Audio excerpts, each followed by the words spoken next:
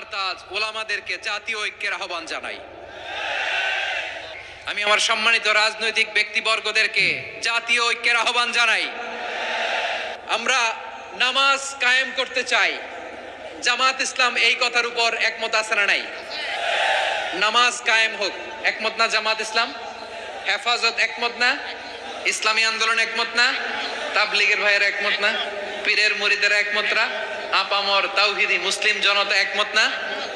তাহলে নামাজ কায়েম করতে হবে। নামাজ কায়েম করতে হবে এই কমন গ্রাউন্ডে আমরা সবাই একমত, ঠিক কিনা? যাকাত আদায় করতে হবে, সবাই একমত, ঠিক কিনা? নারীদের পর্দা করতে হবে, শালীন পোশাক পরতে হবে, একমত সবাই, ঠিক কিনা? বৈষম্য বিরোধী বাংলাদেশ চাই, সবাই একমত, ঠিক কিনা?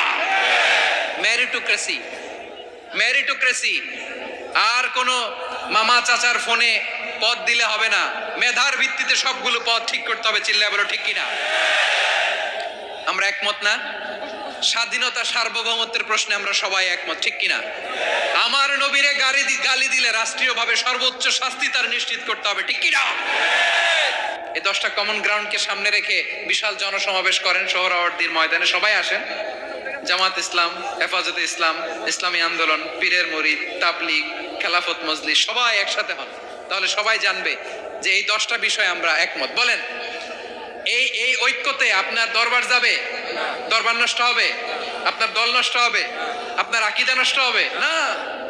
আমার মাথার তাজ সম্মানিত ওলামা একরাম, এই 10টা কমন গ্রাউন্ডে যদি এক হন, আপনার আকীদা নষ্ট হবে? আপনার আকীদা আপনার, আমার আকীদা আমার, আপনার দল আপনার, আমার দল আমার, আপনার পলিসি আপনার, আমার পলিসি আমার, কারো কিছু নষ্ট হবে না। কিন্তু যে বিষয়ে আমরা সবাই একমত, এরকম 10টা মৌলিক পয়েন্টে আমরা একমত হতে চাই কি চাই না? এতে কারো কোনো লস নাই, কারো কোনো ছাড়ও দেয়া লাগবে না, কারো দরবারও যাবে না, কারো দলও নষ্ট হবে না, কারো আকীদাও নষ্ট হবে না। আমার আকীদা আমার, আমার দল আমার, আমার সব ঠিক আছে।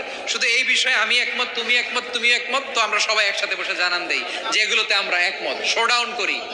বাংলাদেশের যে কোনো মহাসমাবেশকে সেই দিনের মহাসমাবেশ ছাড়িয়ে যাবে, চিল্লায় বলো ঠিক কিনা? এরপর জেলায় জেলায় বিভাগীয় বিভাগীয় আপনারা ওয়ার্কশপ করেন, সেমিনার করেন, আইস ব্রেকিং প্রোগ্রাম করেন, এইভাবে আমাদেরকে আগাতে হবে। তাহলে number 1 common ground based, number 2 issue based, issue ভিত্তিক ঐক্য। যখনই জরুরি কোনো ইস্যু আসবে আমরা ঐক্যবদ্ধ হব। রাজি আছেন সবাই? সবাই রাজি আছেন? আল্লাহ তাআলা আমাদের সবাইকে ঐক্যবদ্ধ জীবন ধারণের তৌফিক দান করুক, আমরা পড়ি আমিন।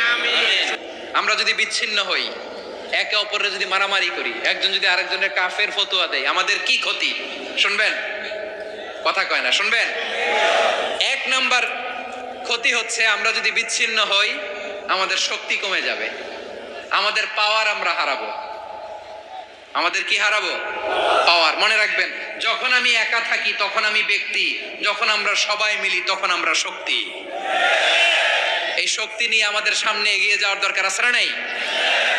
তাহলে আমরা যদি নিজেরা বিরোধে লিপ্ত হই, আমাদের ক্ষমতা, পাওয়ার ছুটে যাবে। আমরা এই পাওয়ার হারাতে চাই না, ঠিক কিনা বলেন? রব্বুল আলামিন ঠিক তাই বললেন। রব্বুল আলামিন বললেন, খবরদার, وَأَطِيعُوا اللَّهَ وَرَسُولَهُ وَلَا تَنَازَعُوا فَتَفْشَلُوا وَتَذْهَبَ رِيحُكُمْ وَاصْبِرُوا إِنَّ اللَّهَ مَعَ الصَّابِرِينَ। আল্লাহর আনুগত্য করো, নবীর আনুগত্য করো, কিন্তু খবরদার নিজেরা বিরোধে লিপ্ত হয়ো না, নিজেরা মারামারি করো না, তাহলে তোমাদের শক্তি কমায় দিবে কে? ফাতাফশালু, তোমরা সাহস হারাবা, ওয়া তাযহাবা রিহুকুম, তোমাদের শক্তি কমে যাবে, পাওয়ার কমে যাবে। তাহলে আমরা যদি নিজেরা মারামারি করি, আমরা নিজেরা যদি বিচ্ছিন্নতায় লিপ্ত হই, আমরা যদি মতানৈক্য করি, তাহলে আমাদের শক্তি কমে যাবে, ঠিক কিনা? আমরা শক্তি কমাবো। আচ্ছা, ছোট্ট একটা বাঁশের কঞ্চি যদি আপনারা দেয়, পায়ের মধ্যে ধাক্কা দিয়ে ভাঙতে পারবেন না?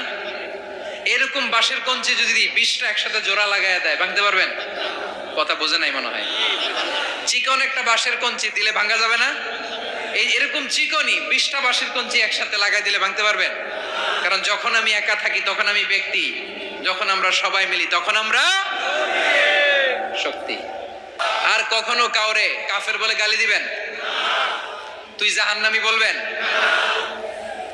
ঝগড়া লাগলে লাগাই দিবেন? তাহলে কি করবেন? মিলায় দিব। আওয়াজ করে বলেন, কি করব?